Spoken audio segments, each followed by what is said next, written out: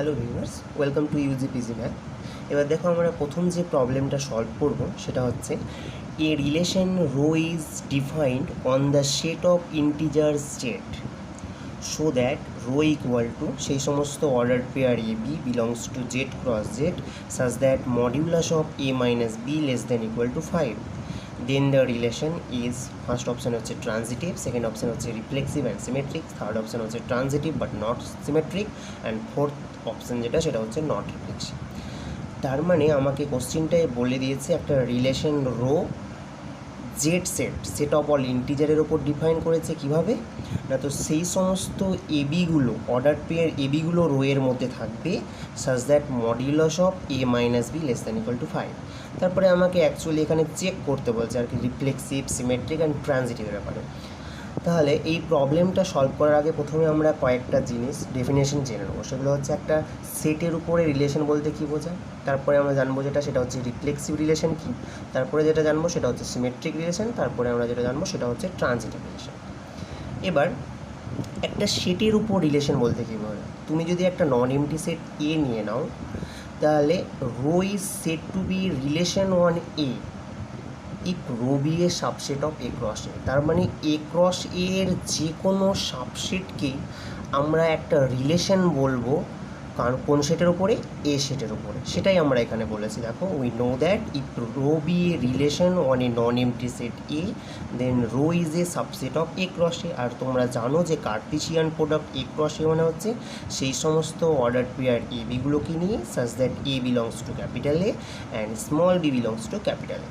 ঠিক আছে, এবার একটা সেটের উপর রিলেশন রো, আমি ধরে নিলাম রো হচ্ছে একটা রিলেশন অন এ সেট এ। তাহলে এই রো রিলেশনটাকে আমরা রিফ্লেক্সিভ রিলেশন কখন বলবো? এই relation rho on A set to B reflexive if and only order pair A belongs to rho for all A belongs to. তার মানে এ এর মধ্যে থাকা প্রত্যেকটা এলিমেন্টের জন্য অর্ডার পেয়ার এটাকে রো এর মধ্যে থাকতে হবে, তখন আমরা রো রিলেশনটাকে বলবো রিফ্লেক্সিভ রিলেশন। এবার আমরা আসি সিমেট্রিক রিলেশন। সিমেট্রিক রিলেশন কাকে বলবো? একটা relation rho on A is set to be symmetric if এবিটা যদি রো এর মধ্যে থাকে, অর্ডার পেয়ার এবিটা যদি রো এর মধ্যে থাকে এবং এটা যদি ইমপ্লাই করে অর্ডার পেয়ার বি এটা রো এর মধ্যে আছে, তখন আমরা রো রিলেশনটাকে কী বলবো? সিমেট্রিক রিলেশন, যেখানে এ আর বি হচ্ছে ক্যাপিটাল এ এর এলিমেন্ট।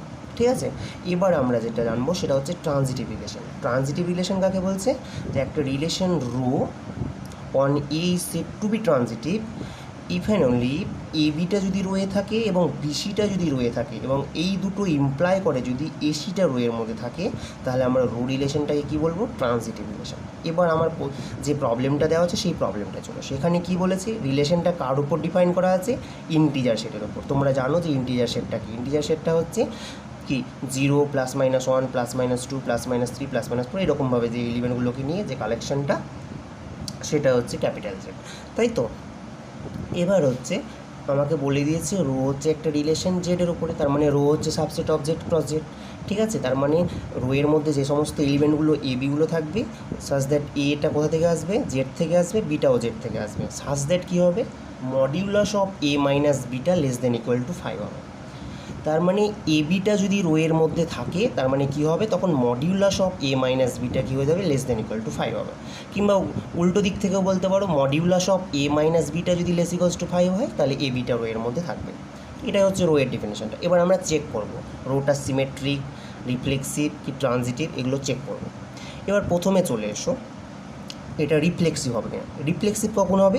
যদি আমার অর্ডার পেয়ার এটা রো এর মধ্যে থাকে for all A belongs to Z. এবার দেখো এ অর্ডার পেয়ার এটা অর্ডার পেয়ার এটা রো এর মধ্যে কখন থাকবে? যদি modulus of A minus A less than equal to 5 হয়। আর দেখো মডিউলাস অফ এ মাইনাস এ তো 0, যেটা কিনা always less than equal to 5, তাই তো? তার মানে কি বলতে পারবো আমরা? অর্ডার পেয়ার এটা রো এর মধ্যে থাকবে। ঠিক আছে, তাহলে আমরা কি বলবো? রো রিলেশনটাকে আমরা কি বলবো? রিফ্লেক্সিভ রিলেশন বলবো। এবার আমরা সিমেট্রিক চেক করব। সিমেট্রিক চেক করার জন্য আমরা প্রথমে ধরে নেব এ বিটা রো এর মধ্যে আছে। তাহলে এ বিটা রো এর মধ্যে থাকলে এটা ধরে নিলাম। এবার আমাকে কি দেখাতে হবে? বি এটা রো এর মধ্যে আছে। তাই তো। এবার এ বিটা রো এর মধ্যে ধরে নিয়েছি আমরা, তার মানে modulus of A minus B less than equal to 5 হবে। এবার আমাকে কি প্রমাণ করতে হবে, বি এটা রো এর মধ্যে আছে, তার মানে আমাকে প্রমাণ করতে হবে modulus of B minus A less than equal to 5, তাই তো। এবার দেখো এখান থেকে মাইনাস কমন নিয়ে নিয়েছে, তাহলে এটা কি দাঁড়িয়েছে, minus of B minus a তার মড। এবার দেখো এটাকে আমরা যদি ব্রেক করি, তার মানে -1 এর mod into modulus of B minus a, তার মানে ultimately modulus of B minus A less than equal to 5 হয়ে যাচ্ছে।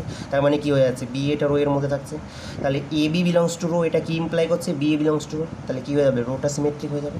এবার দেখো ট্রানজিটিভ হচ্ছে কিনা সেটা আমরা চেক করবো। এবার আমরা রো রিলেশনটা ট্রানজিটিভ না সেটা প্রমাণ করব। দেখো কোনো কিছু ডিসপ্রুভ করার জন্য একটা কাউন্টার এক্সাম্পল দরকার, অ্যাটলিস্ট একটা তুমি দেখাতে পারলেই হয়ে যাবে আর কি। এবার দেখো যেটা আমরা কাউন্টার এক্সাম্পল নিচ্ছি, মানে ট্রানজিটিভ কখন হবে আমরা জানি যে এ বিটা যদি রো এর মধ্যে থাকে আর বিসিটা যদি রো এর মধ্যে থাকে, এটা যদি ইমপ্লাই করে এসিটা রো এর মধ্যে আছে, তাই তো। এবার দেখো 1 5 বিলংস টু রো, কেন 1 5 বিলংস টু রো, কারণ এদের ডিফারেন্সের মডিউলাসটা কত 4, যেটা কিনা লেস দেন ইকুয়াল টু 5, তাহলে 1 5 বিলংস টু রো। আবার 5 10 বিলংস টু রো, কেন, কারণ 5 মাইনাস 10 এর মডিউলাস হচ্ছে 5, যেটা always less than equal to 5, তাহলে 1 5টা রো এর মধ্যে থাকছে, 5 10টা রো এর মধ্যে থাকছে, বাট 1 10টা কি রো এর মধ্যে থাকবে, থাকবে না, কারণ মডিউলাস অফ 1 মাইনাস 10 হচ্ছে 9, যেটা কিনা not less than equal to 5, তাই তো। তার মানে কী হয়ে যাচ্ছে, এটা ট্রানজিটিভ হচ্ছে না। তাহলে আমরা কি পেলাম, যে গিভেন রো রিলেশনটা দেওয়া আছে সেটা রিফ্লেক্সিভ হচ্ছে, সিমেট্রিক হচ্ছে, বাট নট ট্রানজিটিভ হচ্ছে। তাহলে কোন অপশানটা কারেক্ট হয়ে যাবে বলো, অপশন বিটা কারেক্ট হয়ে যাবে।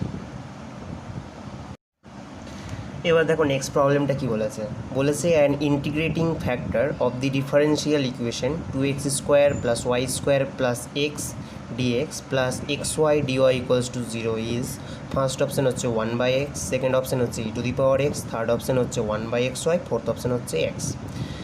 এবার একটা ডিফারেন্সিয়াল ইকুয়েশন এর ইন্টিগ্রেটিং ফ্যাক্টর কী জিনিস সেটা আমরা প্রথমে ডিফাইন করব, প্রথমে জেনে নেবো সেই ডেফিনেশনটা।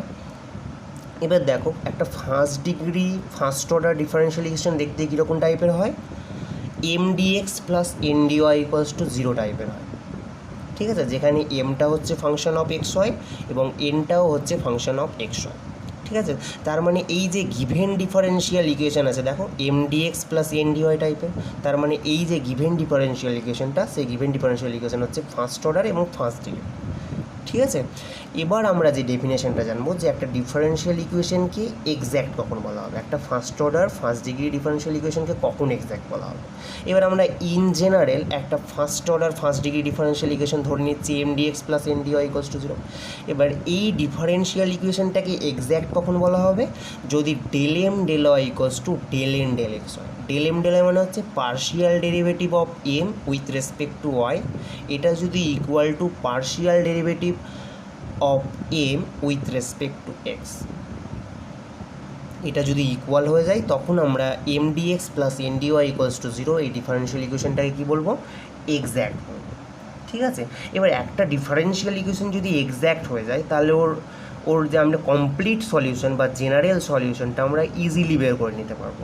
বাট ওই ডিফারেন্সিয়াল ইকুয়েশনটা যদি নট এক্স্যাক্ট হয়, নট এক্স্যাক্ট মানে যদি del M del Y not equals to del N del X হয়, তাহলে আমরা ডিফারেন্সিয়াল ইকুয়েশনটাকে সলভ করবো কীভাবে না, তো ওই ডিফারেন্সিয়াল ইকুয়েশনটাকে সলভ করার জন্য প্রথমে আমাকে ওর ইন্টিগ্রেটিং ফ্যাক্টর বের করতে হবে। এবার ইন্টিগ্রেটিং ফ্যাক্টর কি, ইন্টিগ্রেটিং ফ্যাক্টর হচ্ছে এমন একটা ফ্যাক্টর যেটা কিনা একটা নন এক্স্যাক্ট ডিফারেন্সিয়াল ইকুয়েশনটাকে কী করবে, এক্স্যাক্ট করে দেবে।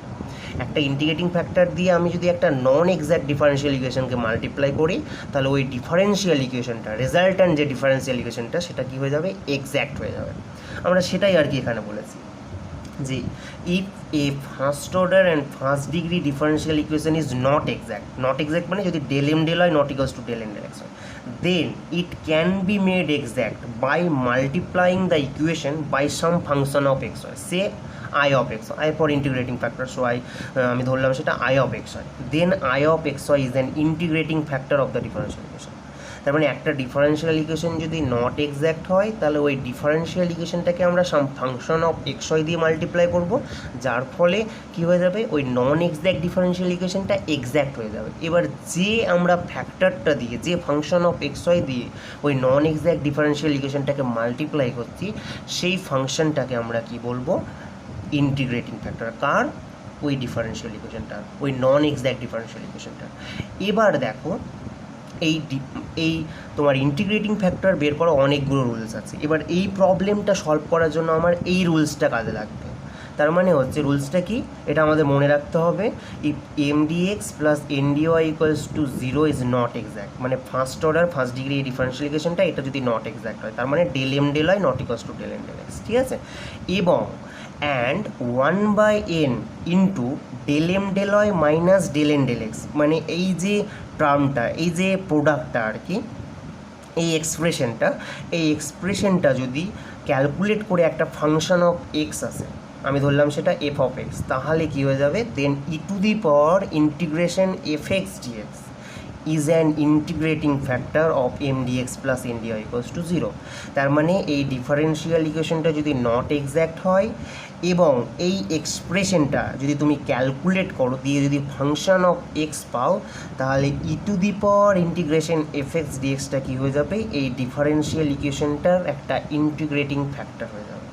এবার আমার যে গিভেন ডিফারেন্সিয়াল ইকুয়েশনটা আছে, সেই গিভেন ডিফারেন্সিয়াল ইকুয়েশনটাকে তুমি যদি M dx plus N dy equals to zero এই ডিফারেন্সিয়াল ইকুয়েশনের সাথে কম্পেয়ার করো, তাহলে এমটা আসবে এটা আর এনটা আসবে এটা। এবার ডেল এম ডেল ওয়াই বের করে নিচ্ছি আমরা, ডেল এন ডেল এক্স বের করে নিচ্ছি, তাহলে ডেল এম ডেল ওয়াই মানে কত, এম এর partial derivative with respect to Y, তার মানে এগুলো হচ্ছে কনস্ট্যান্ট, তার মানে 2y আসবে, ডেল এন ডেল এক্স আসবে আমার ওয়াই, তার মানে আমরা কী পাচ্ছি, del M del Y not equals to del N del X, তার মানে কী হয়ে যাচ্ছে, ইকুয়েশনটা কী হয়ে যাচ্ছে, গিভেন ইকুয়েশনটা নট এক্স্যাক্ট।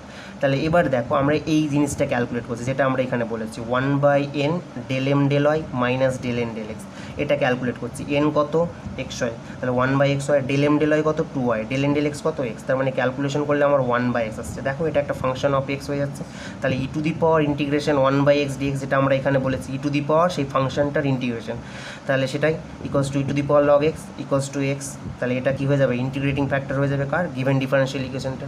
তাহলে এক্স তাহলে আমাদের ইন্টিগ্রেটিং ফ্যাক্টর আছে, তাহলে অপশনে চলে আসো, দেখো অপশন ডিটা তাহলে আমাদের কী হয়ে যাবে, কারেক্ট অপশন হয়ে যাবে। ওকে।